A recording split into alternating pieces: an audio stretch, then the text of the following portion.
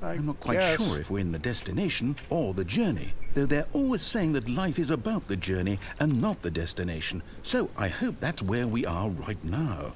We'll find out, won't we? Eventually. Well, in the meantime... Whoa! Hey! Whoa. What? Apparently someone just killed my narrator. What? They're coming up, Dave. They're here. All of his co-workers were gone. What could it mean? Stanley decided to go to the meeting room. Perhaps he had simply missed a memo. Sure. Let's do the memo thing. When Stanley came to a set of 2 open doors, he entered the door on his left. Yep. That's what I do. I'm Stanley. Follow directions. Yet there was not a single person here either. Feeling a wave of disbelief, Stanley decided to go up to his boss's office, hoping he might find an answer there. Yep, up to the boss's office. Just Coming like to a staircase, Stanley walked upstairs to his boss's office. I should probably write down that code this time. I think I'm going to do that. That might be useful. Stepping into his manager's office, Stanley was once again stunned to discover not an indication of any human life. What could it mean? Stanley wondered aloud to nobody. He began wildly tearing through papers on the boss's desk, pulling books off the shelf, looking behind paintings, desperate for clues to his situation. But his attention was caught by a keypad behind the boss's desk. What could its purpose be? In fact, this keypad guarded the terrible secret that lay buried below his feet. And so the boss had assigned it an extra secret PIN number, 2845. But of course, Stanley couldn't possibly have known this. Yet incredibly, by simply pushing random buttons on the keypad, Stanley happened to input the correct code by sheer luck. Amazing. He stepped into the newly opened passageway.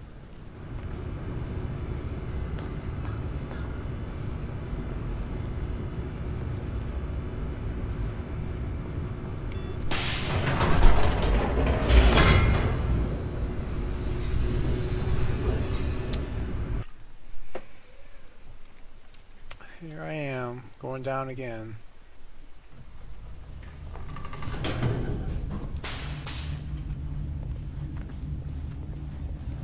Stanley walked straight ahead through the large door that read Mind Control Facility.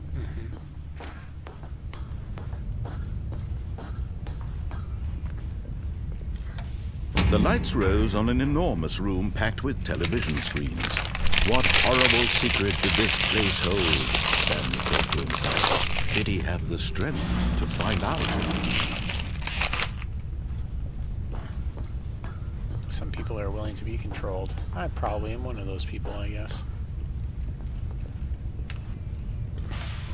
Now the monitors jumped to life, their true nature revealed. Each bore the number of an employee in the building, Stanley's co-workers. The lives of so many individuals reduced to images on a screen, and Stanley, one of them, eternally monitored in this place where freedom meant nothing.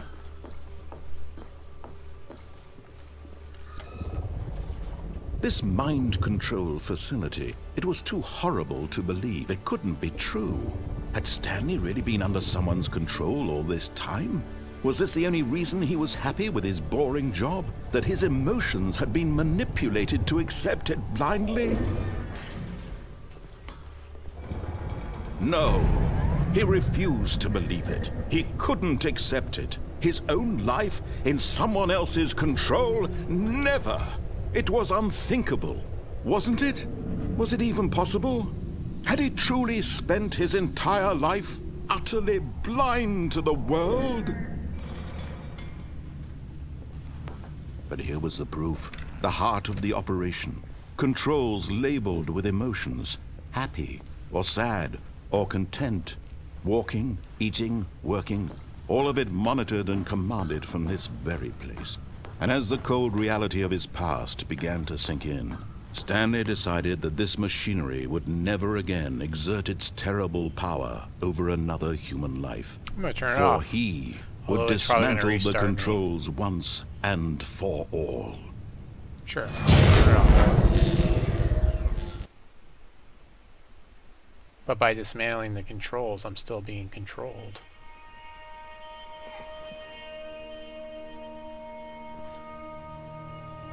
Blackness I want to see if it and a does the same rising thing. chill of Takes me uncertainty. through everything again. Was it over? Yes. He had won. He had defeated the machine. Unshackled himself from someone else's command. Freedom was mere moments away. And yet, even as the immense door slowly opened, Stanley reflected on how many puzzles still lay unsolved. Where had his co-workers gone? How had he been freed from the machine's grasp? What other mysteries did this strange building hold? But as sunlight streamed into That the he's chamber, worked in he forever, realized none by of the this way. mattered to him. For it was not knowledge or even power that he had been seeking, but happiness. Perhaps his goal had not been to understand, but to let go. No longer would anyone tell him where to go, what to do, or how to feel. Whatever life he lives, it will be his. And that was all he needed to know. It was perhaps the only thing worth knowing. Stanley stepped through the open door. Stanley felt the cool breeze upon his skin, the feeling of liberation, Beat this game the twice in like immense 20 possibility minutes. of the new Insane. path before him. This was exactly the way, right now, that things were meant to happen. And Stanley was happy.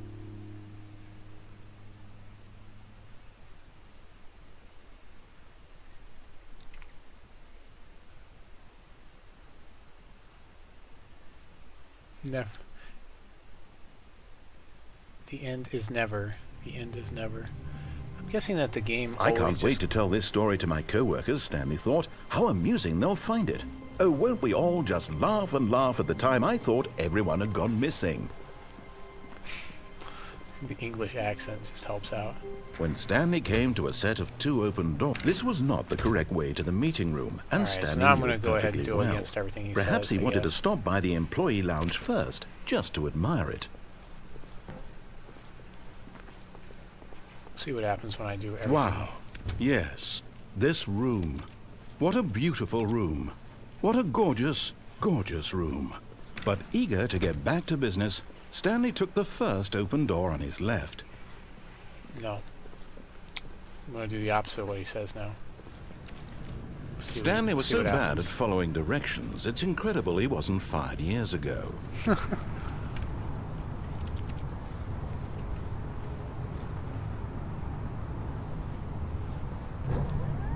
Look, Stanley, I think perhaps we've gotten off on the wrong foot here. I'm not your enemy, really, I'm not. I realize that investing your trust in someone else can be difficult, but the fact is that the story has been about nothing but you all this time. There's someone you've been neglecting, Stanley. Someone you've forgotten about. Please, stop trying to make every decision by yourself. Now, I'm not asking for me, I'm asking for her. Her. This is it, Stanley. Your chance to redeem yourself. To put your work aside. To let her back into your life. Who's her? She's been waiting. Who's he talking about right now? That's her, Stanley.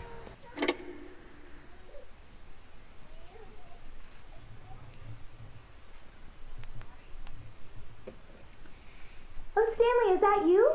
Hold on, sweetie. Sorry to keep you waiting. I'm just pulling the bread out of the oven. All right. Okay, there we go. All right, now, I want you to come in and tell me all about your Gotcha. Oh, come on. Did you actually think you had a loving wife who'd want to No. commit their life to you? No. I'm trying to make a point here, Stanley. I'm trying to get you to see something. Come inside. Let me show you what's really going on here. Okay. This is a very sad story about the death of a man named Stanley. Press E on your keyboard.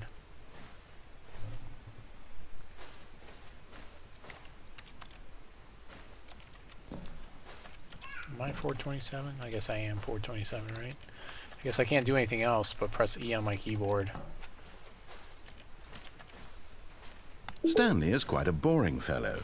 He has a job that demands nothing of him, and every button that he pushes is a reminder of the inconsequential nature of his existence.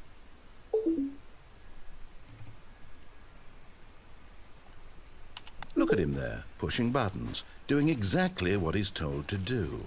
Now right. he's pushing a button. Now he's I don't have eating anything lunch. else I can do. Now he's going home. Eating Now mulch. he's coming back to work. One might even feel sorry for him, except that he's chosen this life. But in his mind, in his mind he can go on fantastic adventures. True. From behind his desk, Stanley dreamed of wild expeditions into the unknown, fantastic discoveries of new lands. Guess I shouldn't It was have gone in wonderful. here. And each day that he returned to work was a reminder that none of it would ever happen to him. And so he began to fantasize about his own job.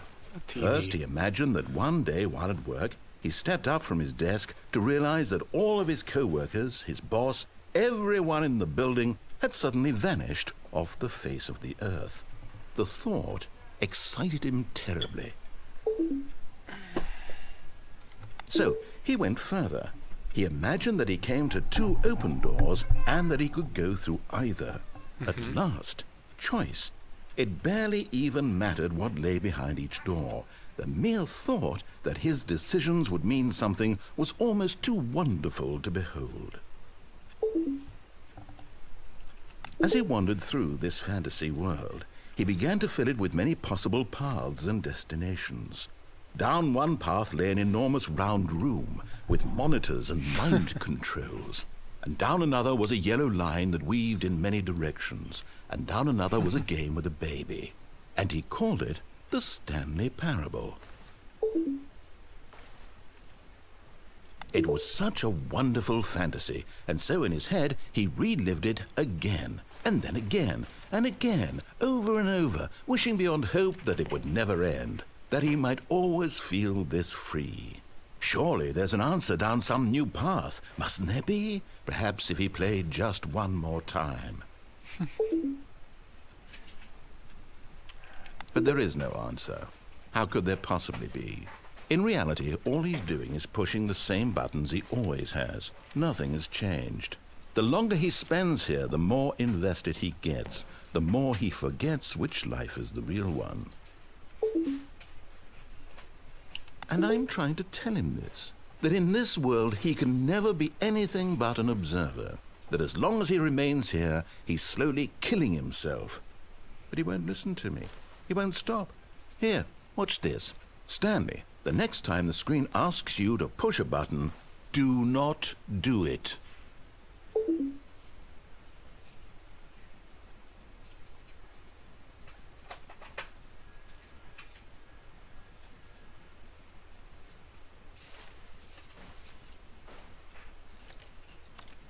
There's nothing else to do, so I have to do it.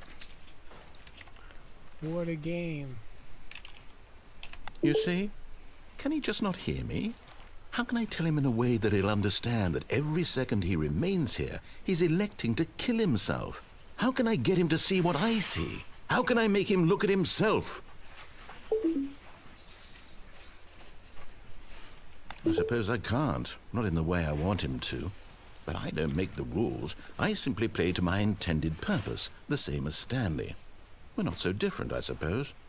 I'll try once more to convey all this to him. I'm compelled to. I must. Perhaps, well, maybe this time he'll see. Maybe this time. And I tried again, and Stanley pushed a button.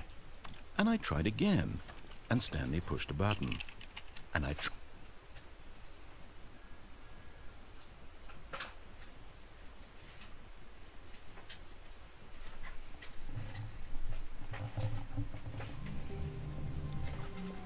How wonderful. Stanley was